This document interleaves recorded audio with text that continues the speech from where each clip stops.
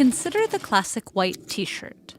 Annually, we sell and buy 2 billion t-shirts globally, making it one of the most common garments in the world. But how and where is the average t-shirt made, and what's its environmental impact? Clothing items can vary a lot, but a typical t-shirt begins its life on a farm in America, China, or India, where cotton seeds are sown, irrigated, and grown for the fluffy bolls they produce. Self-driving machines carefully harvest these puffs. An industrial cotton gin mechanically separates the fluffy bolls from the seeds, and the cotton lint is pressed into 225-kilogram bales. The cotton plants require a huge quantity of water and pesticides. 2,700 liters of water are needed to produce the average t-shirt, enough to fill more than 30 bathtubs. Meanwhile, cotton uses more insecticides and pesticides than any other crop in the world. These pollutants can be carcinogenic, harm the health of field workers, and damage surrounding ecosystems. Some t-shirts are made of organic cotton, grown without pesticides and insecticides, but organic cotton makes up less than 1% of the 22.7 million metric tons of cotton produced worldwide.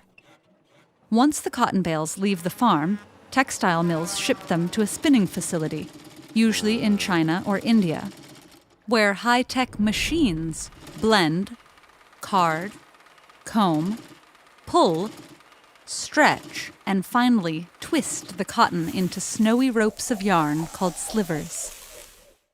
Then yarns are sent to the mill, where huge circular knitting machines weave them into sheets of rough grayish fabric, treated with heat and chemicals until they turn soft and white. Here, the fabric is dipped into commercial bleaches and azo dyes, which make up the vivid coloring in about 70% of textiles. Unfortunately, some of these contain cancer-causing cadmium, lead, chromium, and mercury. Other harmful compounds and chemicals can cause widespread contamination when released as toxic wastewater in rivers and oceans. Technologies are now so advanced in some countries that the entire process of growing and producing fabric barely touches a human hand. But only up until this point. After the finished cloth travels to factories, often in Bangladesh, China, India, or Turkey, human labor is still required to stitch them up into t-shirts. Intricate work that machines just can't do. This process has its own problems.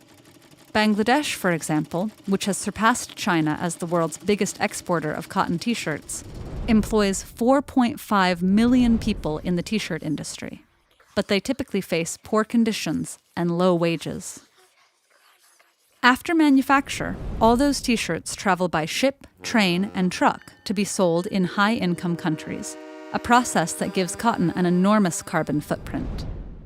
Some countries produce their own clothing domestically, which cuts out this polluting stage. But generally, apparel production accounts for 10% of global carbon emissions. And it's escalating. Cheaper garments and the public's willingness to buy boosted global production from 1994 to 2014 by 400% to around 80 billion garments each year. Finally, in a consumer's home, the t-shirt goes through one of the most resource-intensive phases of its lifetime. In America, for instance, the average household does nearly 400 loads of laundry per year, each using about 40 gallons of water. Washing machines and dryers both use energy, with dryers requiring 5 to 6 times more than washers. This dramatic shift in clothing consumption over the last 20 years, driven by large corporations and the trend of fast fashion, has cost the environment, the health of farmers, and driven questionable human labor practices.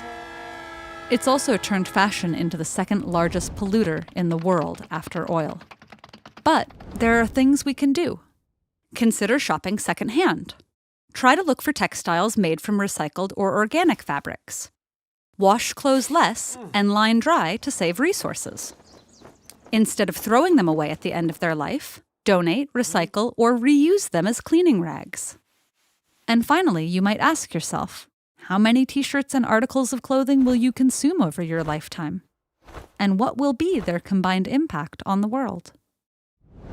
When we produce TED-Ed videos about the environment, we often think about the young people who subscribe to this channel and how unfair it is that you're inheriting environmental problems that were probably set into motion long before you were born.